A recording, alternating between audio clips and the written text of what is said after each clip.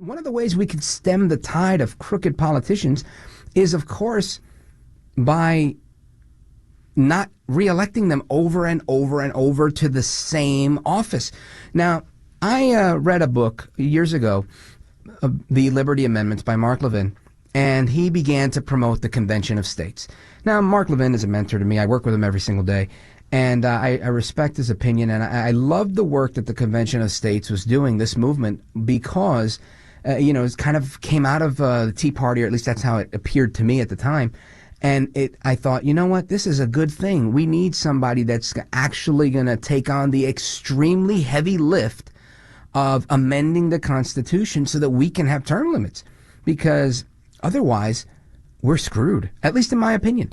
But there are people out there that say, you know what, heavy lift, no problem. I love that type of thing, right? Whether it's taking on things in big tech, excuse me, or taking on this heavy lift of a Article 5 Convention of States. Now, I know when I say stuff like that, some of you knew, and, we had some callers a little while ago saying they're super excited to hear that we have the head of the Convention of States on with us today, Mark Meckler. But before I bring him on, I just want to say, this is a really big lift, and this is why so many people need to stay up to speed, and why I wanted to get an update on this, because this is a long-term thing. This is not here today, gone tomorrow.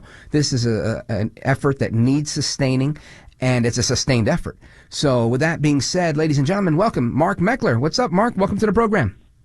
Hey, great to be with you, my friend. Always a pleasure. So talk to us a little bit about, I guess, those who may not know everything, and if I didn't explain it well enough, give us the scoop on the Convention of States. Yeah, here's the simple version. Every one of your listeners, I believe, thinks that the federal government is completely out of control. Hopefully all of them vote every election. And I've been engaged in politics since 2010, and not much has changed, except for I would say it's gotten worse. And we won this House, we won the Senate, nothing changed. We got Trump, the deep state resisted Trump, and basically here we are today. It's as bad as ever, if not worse. And so the question is, what do we do? Luckily, the founders gave us a solution. In Article 5 of the Constitution, they gave us the second clause that says we, the people, can get together, acting through our states, call a convention of states, and propose amendments to restrain federal tyranny. It takes 34 states to call the convention. Like you said, a huge lift. That's 2/3 of the space. It takes 38 states to ratify anything that comes out of convention. Today, over 5 million people are involved in that movement. We have folks in every single state legislative district and congressional district in America. 15 states have passed the resolution completely, so we're almost halfway there. Another 8 states have passed it through one house or another. You got to get both houses, no governor necessary. And 49 out of 50 states, we're just missing Connecticut. That's the only state that's not filed the Convention of States resolution. Wow. So now, is it crazy and radical for a guy like me to think, hey, we should all move to Connecticut and start making moves over there?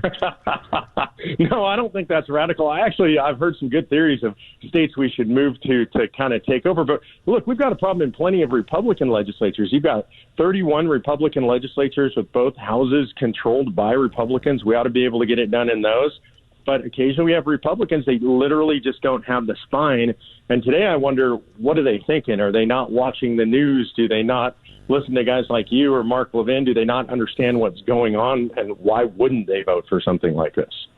Yeah, all great questions. I think the same thing as I'm shaking my head. So what is your recommendation? Because, again, I do say that, and I say it tongue-in-cheek, but I do believe it. If I was, like, in my 20s and as astute politically as I am now, and I'm not saying I am very astute, but I am saying what I know now, if I knew it then, I probably would have moved to the bluest state I could find and become the biggest culture warrior I could be, because I think that's what AOC did, right? AOC's a young 20-something and said, you know what, I'm going to turn this thing upside down. We're going to go nuts for her team, for her cause. And I think we need that. We need people that are going to meet that type of commitment. She's willing to not have kids to do this and to do that. I think we need that same level of commitment of people who are saying, you know, I'm going to do this. I'm not going to stop until we get this convention. Yeah, I think the thing that you're saying that's fundamental, Rich, that's so important is people have to treat this as if we're at war, because we are at war. Mark's book came out recently, American Marxism. I think the thing that was most profound to me in reading his new book is he says, we are a Marxist country. It's not a warning anymore. It's not this is coming. It's that Marxism has arrived here in America. We're a Marxist country. We're at war. People like us who believe in freedom and liberty, we have to have an attitude of war. And in war, what do? Well, you either stand up or you stand down. You fight or you surrender. And if you fight, you're all in. You don't go halfway. So I would say whatever it takes, whatever you can do, whatever you can spare, every minute of every day. And I want to caution people, it's going to be painful. It might be, like you said, moving to a blue state where you really don't want to be. It might just be speaking up at a school board meeting, running for city council. It might be pissing off your own kids. If you got adult kids and you're not down with all this woke craziness, you're actually going to say something to your kids who are going to get angry with you. We have to treat this like we're at war. 100%, Mark Meckler. I say that all the time. I tell people this is an ideological war, but it's a war nonetheless, and we need to treat it as such, because otherwise we're going to be on the losing end of the barrel, so to speak. I want to shift gears. We have about 2.5 minutes to go, and I want to get your take. I know that you have been involved in a lot of things. Activism's your day-to-day, but you kind of branched out and did some of it digitally and have been involved with, kind of part of the solution to fighting big tech. Tell us about that. Yeah, so look, I've been involved in tech for virtually my entire career. I was a tech lawyer way back when. I've built out these grassroots platforms. They're all tech-based. And when Parler went down, it was one of the most horrifying, breathtaking things I'd ever seen, because there are 21 million people on the platform. We've been told build our own, and if we don't like Twitter, if we don't like Facebook, just build our own.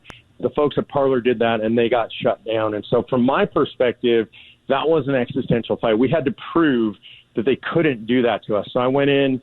There was a great team there. I don't want to take too much credit for it, but we got them back online. We got them back on the app store so that people could get the app. They're up and running. I think that was an absolutely vital blow for liberty and free speech in America. That's why I got involved. Yeah, and you know what I think is important there is, again, to me, I started the show today talking about sacrifice and what is it that we're willing to do and how far are we willing to take it. And I think Parler in and of itself was an idea born of sacrifice. It's like, let's put our money here, let's put our effort here. You're going to fail, you're going to lose. It doesn't matter. We're going to fight. We're going to try. We're going to make it happen. They're going to knock you down. We're going to get up. And I think that's what it's all about. And I guess what is your admonition to those that are listening, whether it's in big tech or convention of states or activism as a whole, to how to, I guess, stay hot when they get cold or when they get afraid or when they feel like I can't really risk all of this? Because to me, I would say you can't afford not to. Yeah, look, I'm going to give a brief version of a longer story. John Quincy Adams obviously was a president of the United States. Most people don't know afterwards he went and he served in the United States House of Representatives. Imagine you go from being the man to one of the members of the House. For 17 years he fought, and he fought for only one thing, and that was the abolition of slavery. He was hated in the House. Everybody disliked him. He was known as the hellhound of abolition. And by the way, he failed. Abolition did not move forward during his lifetime. At the end of his career in the House of Representatives, a reporter came up to him and told him, "You're a bother. You're a pain in our backside. Why do you keep doing it? You're never going to win." And he said, "Duty All right, Mark, ours." I got to pause you right there. The clock is ticking. I thank you for being with us. You're a patriot, just like Adams and the others. I appreciate it, brother. God bless you, Rich. I'm here live in Philadelphia at the Tomb of the Unknown Soldier. When you hear the phrase lives, fortunes, and sacred honor, these are the folks we should think of, those who anonymously gave their lives. Well, today you have a chance to volunteer. You need to volunteer for conventionofstates.com, the movement that's going to save the country. These folks are willing to step up and give everything. We need you to give just a little bit. Go to conventionofstates.com and volunteer today.